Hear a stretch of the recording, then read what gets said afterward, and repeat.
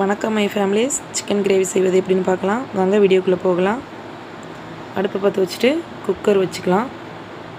இப்போ எண்ணெய் ஊற்றிக்கலாம். ஸ்பைசஸ் சேர்த்துக்கலாம். லைட்டாக வதக்கி விட்டுடலாம். இப்போ கருவேப்பிலை, பச்சை மிளகாய் சேர்த்துக்கலாம். சேர்த்ததும் லைட்டாக வதக்கி விட்டுடலாம். இந்த ஸ்டேஜில் வெங்காயத்தை சேர்த்துக்கலாம். வெங்காயத்தை சேர்த்ததும் இப்போ 1 ஸ்பூன் உப்பு சேர்த்துக்கலாம். உப்பு போட்டதும் வதக்கி விட்டுடலாம். வதக்கி விட்டாச்சு. இப்போ தக்காளி சேர்த்துக்கலாம். தக்காளி வதங்கினதும் 2 ஸ்பூன் இஞ்சி பூண்டு பேஸ்ட்டு போட்டுக்கலாம். கிளறி விட்டுடலாம்.